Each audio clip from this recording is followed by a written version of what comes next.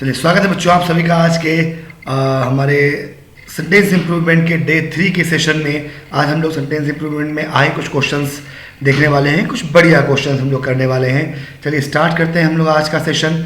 और आज का सेशन हमारी कोटेशन से स्टार्ट होता है। कोटेशन क्या है देखा जाए, हर दिन हम लोग है ना, तो आज कोटेशन कहते हैं कि चले चलिए कि चलना ही दलील एक कामरानी है, जो थक कर बैठ जाते हैं वो मंजिल पा नहीं सकते। कहता है कि हमेशा चलते रहिए, आगे बढ़ते रहिए, चलता ही रहना ही सफलता की निशानी है। और जो थक के बैठ गए वो कभी भी मंजिल अपने जीवन में पा नहीं सकते। अगर आपको अपनी मंजिल पानी है तो आपको हमेशा चलते रहना होगा।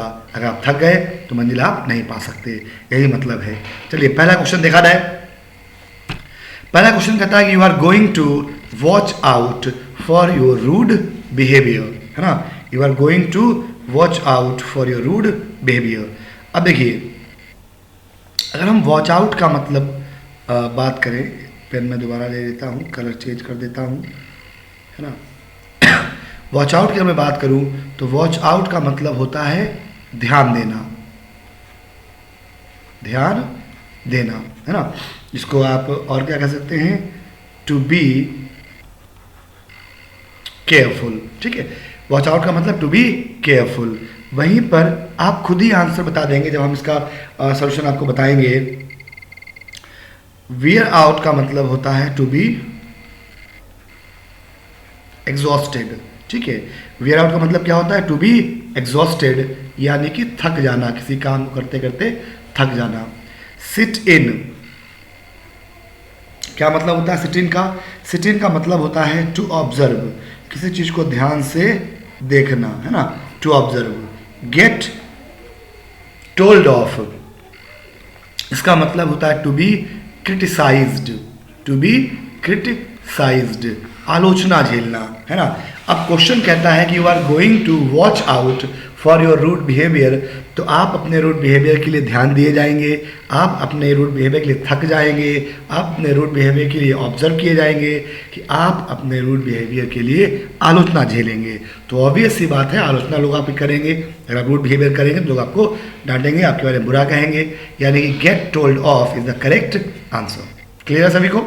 चलो अगला देखते हैं। सबका मीनिंग मैंने आपको क्लियर बता दिया, बिल्कुल अपने आप। देखिए एक बार कॉन्सेप्ट क्लियर हो जाएगा तो आंसर अपने आप आ जाएगा, आंसर बताने जरूरत थोड़ी ना है। फिर भी क्या हुआ, गेट टोल्ड ऑफ, यानी third one is the correct answer.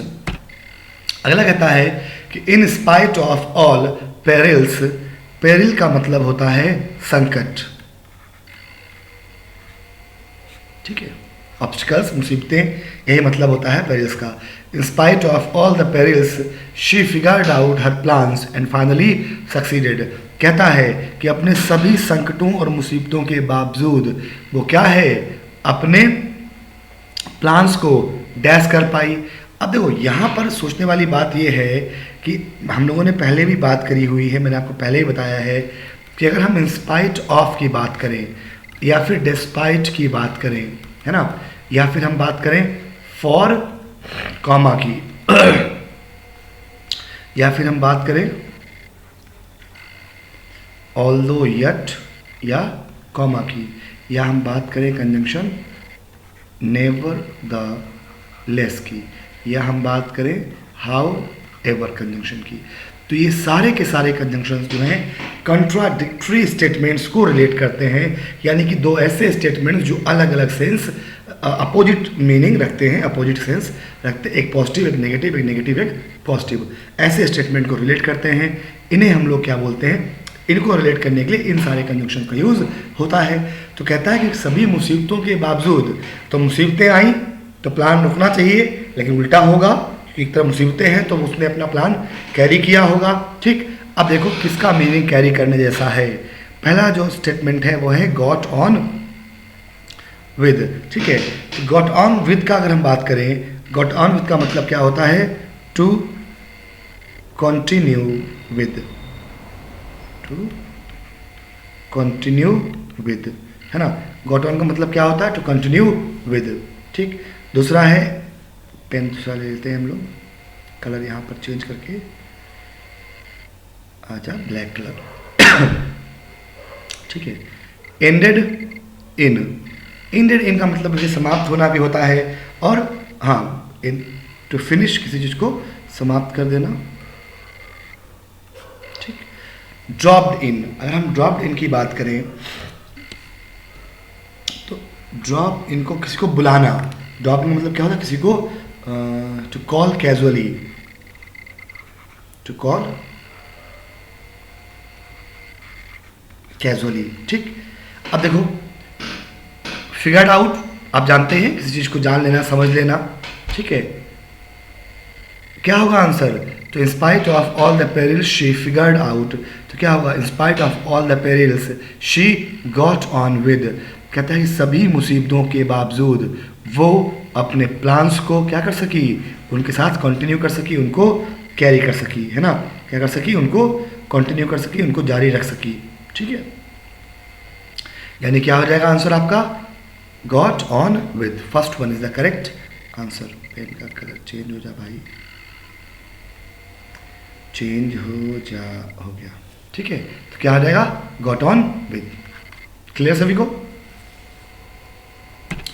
अगला, Chetan wanted to become a distinguished writer and a motivational speaker. अब देखो, जब सब्जेक्ट जो है हमारा ये एक ही व्यक्ति होता है, दोनों बातें किसकी कही गई, चेतन के बारे में ही कही गई, तो जो इसकी क्वालिटी 1 है और क्वालिटी 2 है, केवल आर्टिकल जो है वो पहले वाले के साथ ही यूज़ किया जाएगा। अगर एक ही सब्जेक्ट की 2 क्वालिटीज़ दर्शाई गई हैं, है ना, 2 क्वालिटी या फिर 2 पोस्ट, 2 क्वालिटी या 2 पोस्ट एक ही सब्जेक्ट के लिए हैं, तो आर्टिकल केवल पहले वाले के साथ ही आएगा। तो चेतन वांटेड टू बिकम, तो चेतन ही बनना चाहता है क्या, एक राइटर और एक मोटिवेशनल स्पीकर। तो 2 लोग थोड़ी ना है, चेतन ही अकेला है, तो आर्टिकल कहाँ आएगा, केवल एक बार, यानी कि यहाँ पर आर्टिकल नहीं होगा, ठीक। Chetan wanted to become a distinguished writer and motivational speaker, ठीक। तो अब देखो यहाँ पर आर्टिकल नहीं है, बाद वाले में आर्टिकल है, आर्टिकल चाहिए कहाँ, पहले वाले में, पहली वाली क्वालिटी में कॉमन ले लिया जाता है, ठीक। तो this one is the correct answer. The वाला हम लोगों ने इसलिए नहीं लिया कि यहाँ पर स्पेसिफाई नहीं किया है भाई, चेतन तो पहली बार बनेगा राइटर और मोटिवेशनल स्पीकर, तो जब किसी सब्जेक्ट को हम इंट्रोड्यूस करते हैं, पहली बार यूज़ करते हैं, तब उसके साथ हम लोग आर्टिकल ए का यूज़ करते हैं, दा का यूज़ नहीं करते। दा का यूज़ तब करते हैं जब उसको रिपीट किया गया हो, दोबारा उसके बारे में बात करी गई हो, स्पेसिफाई किया गया हो, या पॉइंट आउट किया गया हो, इशारा किया गया हो, ठीक है। तो a distinguished writer and and motivational speaker, ठीक। Second one is the correct answer. अगला, मैन ऑफ कालरिक, इसको पढ़ते हैं कालरिक, क्या पढ़ते हैं इसको, कालरिक, कालरिक। इसका मतलब होता है गुस्सैल, बहुत गुस्से वाला। Men of choleric type are not fit for these calm and composed tasks। कहता है कि इस प्रकार के जो गुस्से वाले जो व्यक्ति होते हैं वो इस प्रकार के शांत और सभ्य कामों के लिए ठीक नहीं है। ऑप्शन है बल्कि, डोलोरस, पेन्योरी, नो इम्प्रूवमेंट। अब देखो, बल्कि मतलब आप जानते हैं, बल्कि मतलब है भी बहुत ज़्यादा, है ना। दूसरा ऑप्शन है आपके पास डोलोरस। डोलोरस का मतलब होता है पीड़ा युक्त। डोलोरस का मतलब क्या होता है, उदास या फिर पीड़ा युक्त, ठीक है, कष्ट से भरा हुआ, मुंह हमेशा लटकाए हुए, ठीक। काली मतलब गुस्सैल। पेन्योरी यानी कि गरीबी, कंजूसी, आप समझ ही रहे हैं, ठीक। तो भाई कोई भी ऐसा सेंस नहीं है जो इसके ऐसा हो, इसका मतलब कालरिक यहाँ पर बिल्कुल सही है। आंसर क्या हो जाएगा, नो इम्प्रूवमेंट, है ना। कालरिक का सिमिलर तो कोई वर्ड है नहीं यहाँ पर, ठीक। पेन्योरी का मतलब गरीबी, बल्कि मतलब हैवी, डॉलर्स मतलब उदास या पीड़ा युक्त, यानी no improvement is correct answer. अगला, माई हार्ट थ्रॉब्ड। थ्रॉब्ड मतलब होता है जैसे आप कहीं जाओ तो अचानक घबराहट होने लगती है ना, तो वही उसी घबराहट को हम लोग क्या बोलते हैं, थ्रॉब।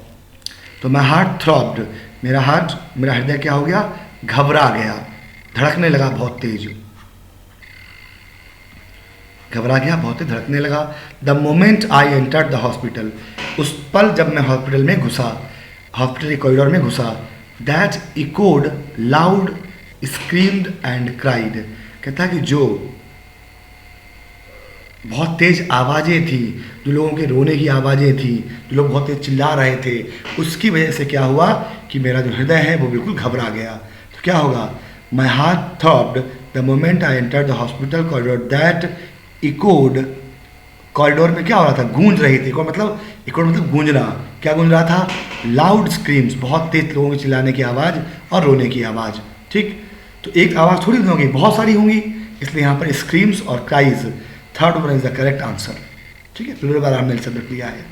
तो my heart throb the moment I enter the hospital corridor that echoed loud screams and cries, जो गूंज रहा था बहुत तेज आवाज़ों से, बहुत तेज रोने की आवाज़ों से और चिल्लाने की आवाज़ों से।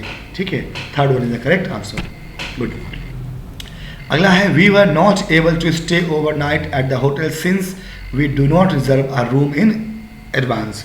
अब देखो, अब अगर हम इस सेंटेंस की बात करें बच्चों, तो क्या होगा, कुछ सोचना ही नहीं है यहाँ पर, है ना, कुछ भी आपको सोचना नहीं है। क्या बोल रहा है, we were not able to stay over night.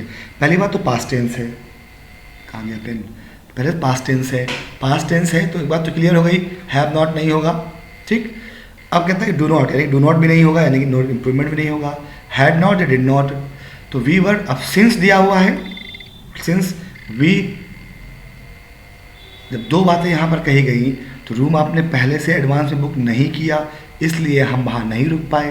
तो एक काम पहले, एक काम बाद में, जो काम पहले हुआ वो पास्ट परफेक्ट में, पास्ट परफेक्ट लिखने के लिए क्या करना पड़ेगा, हैड नॉट लगाना पड़ेगा। तो we were not able to stay overnight at the hotel since we had not reserve a room in advance.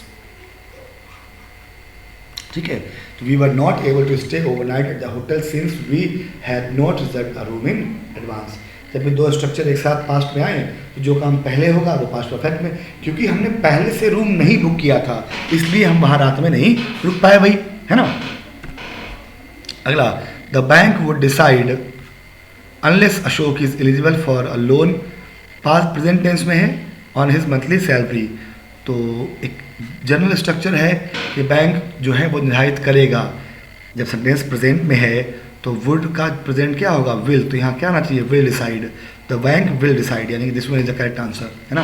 The bank will decide unless Ashok is eligible for a loan based on his monthly salary. ठीक है, 35 years old lenders may not be। अब देखो, जब भी किसी noun के पहले कोई न्यूमेरिक एडजेक्टिव आ जाए तो ये हमेशा सिंगुलर फॉर्म में लिखा जाता है, ये हमेशा सिंगुलर फॉर्म में लिखा जाता है। ठीक, नाउन होना चाहिए। अब देखो, ईयर्स क्या है, और जब भी नहीं, ऐसे वर्ड्स जो टाइम को एक्सप्रेस करते हैं, जो मेजरमेंट को एक्सप्रेस करते हैं, जो मनी को एक्सप्रेस करते हैं, ऐसे वर्ड्स के पहले जब कोई न्यूमेरल एडजेक्टिव आ जाता है ना, न्यूमेरल एडजेक्टिव या फिर इसी को हम लोग और क्या बोलते हैं, कार्डिनल एडजेक्टिव आ जाता है, और बाद में नाउन हो, तो ये वर्ड हमेशा अपनी ओरिजिनल फॉर्म में रहते हैं, यानी कि ईयर होगा, ईयर्स नहीं होगा। जैसे मैंने कहा कि शी इज़ अ 5 years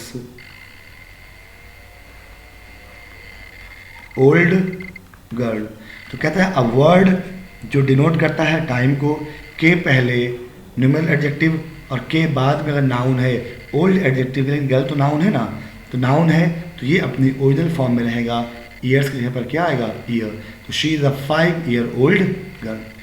अब यहीं पर शी इज़ 5 years ओल्ड, अब ये सही है, क्यों, बाद में एडजेक्टिव है, नाउन नहीं है। ठीक है, कंडीशन दोनों होनी चाहिए, पहले न्यूमेरल बाद में नाउन। तो यहाँ पहले न्यूमेरल तो है, बाद में नाउन नहीं है, यहाँ पहले न्यूमेरल है और बाद में नाउन भी है, तो ये अपनी ओरिजिनल फॉर्म में रहेगा, ईयर सही है। अब यहाँ देखो 35 न्यूमेरल है, टाइम बताने वाला वर्ड लेंडर्स नाउन है, इसका मतलब ईयर जगह पर क्या आएगा, ईयर। जो 35 year old lender, 35 year old lenders, तो 35 ईयर ओल्ड लेंडर एक ही रहूँगा, 35 year old lender, third one is the correct answer. ठीक है, अगला, they lost many of the games played in the college because they do not practice enough. भैया lost past tense है, क्योंकि उन्होंने practice पूरी अच्छे से नहीं की थी इसलिए उन्होंने बहुत सारे गेम हार गए। तो यानी पहले प्रैक्टिस नहीं की थी तो ये पास्ट इंडेफिनिट में, तो ये वाला पास्ट परफेक्ट में, तो they had not practised, sorry they had not practised, है ना, हो गया। सिंपल, बहुत सिंपल कॉन्सेप्ट है, कुछ भी मतलब ऐसा तोप नहीं है। In the face of this invidiously prejudiced application, the retention of capital punishment uttered undermine the country's moral foundations। इसमें कुछ आपको करना नहीं है,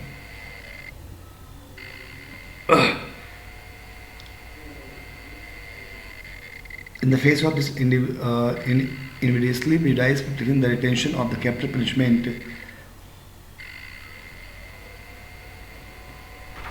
the retention of capital punishment, ठीक है, the retention of capital punishment utters, ठीक, सब्जेक्ट हमारा क्या है, retention of capital punishment utters undermining the countries moral foundation, first one is the correct answer. भाई रिटेंशन के हमें वर्ब चाहिए, सब्जेक्ट हमारा क्या है, रिटेंशन, सिंगुलर है इसलिए वर्ब क्या आएगी, अटर्स। ठीक है, करेक्ट आंसर क्या हो गया, अटर्स अंडरमाइनिंग। डन। अगला है, she has established her company in a very populated city of Japan with the help of its brother before 2008। 2000 से पहले की बात हो रही है, इसका मतलब पास्ट टेंस की बात हो रही है। तो शी हैड एस्टेब्लिश्ड, ठीक है, बिफोर आया है तो शी हैड एस्टेब्लिश्ड। जब बहुत पास्ट में दो पास्ट होते हैं, एक पास्ट जिसके लिए समय दिया हो, एक पास्ट जो बहुत पुराना हो, जो समय दिया है उससे पहले की, तो जो समय 2008 से पहले की बात हो रही है यानी कि और पुराना पास्ट है, तो और पुराना पास्ट है इसलिए यहाँ क्या होगा, had established is the correct answer. Past perfect में उसको हम लोग लिखेंगे, है ना। The Kashmir is mostly famous between the children. अब जब इनडेफिनिट नंबर होता है तो उसके लिए उनके बीच में जो हम बात करते हैं तो वहाँ पर जो प्रेपोजिशन है वो अमंग का यूज़ करते हैं, ठीक। तो यानी बिटवीन जगह पर क्या आएगा, अमंग आएगा। चाइल्ड का जो प्लूरल होता है वो चिल्ड्रेन होता है, ठीक है। तो चिल्ड्रेन होना चाहिए, चिल्ड्रेंस नहीं, यानी कि यहाँ दोनों गलत हैं। तो यहाँ पर अमंग है, चाइल्ड्स गलत लिखा है, यहाँ पर अमंग है द चिल्ड्रेन, यानी कि दोनों चीज़ें सही हैं, यानी कि this one is the correct answer. यहाँ पर अमंग तो सही है, चिल्ड्रेंस गलत है ना, इसलिए आंसर क्या होगा, second one is the correct answer. Clear सभी को। चलिए आज के सेशन में इतना ही, ठीक है। नेक्स्ट सेशन में हम लोग और कुछ क्वेश्चंस देखेंगे। अगले सेशन में हम लोग फिलर्स और क्लोज टेस्ट के बारे में थोड़ी सी बात करेंगे। सबसे पहले हम लोगों ने बात करी रीअरेंजमेंट्स के बारे में, सेंटेंस अरेंजमेंट के बारे में, और फिर हम लोगों ने कॉमन एरर्स के बारे में बात करी। अभी हम लोग बात कर रहे हैं सेंटेंस इंप्रूवमेंट के बारे में। अगला सेशन, एक सेशन और सेंटेंस इंप्रूवमेंट का लेकर फिर हम लोग फिलर्स पे आ जाएंगे, क्लोज टेस्ट पे आ जाएंगे, ठीक है। बढ़िया से पढ़ते रहिए, आगे बढ़ते रहिए, वीडियो को शेयर करते रहिए, चैनल को सब्सक्राइब करते रहिए, लाइक करते रहिए, आगे पढ़ते रहिए हमेशा। आपका दिन, आपका जीवन मंगलमय हो।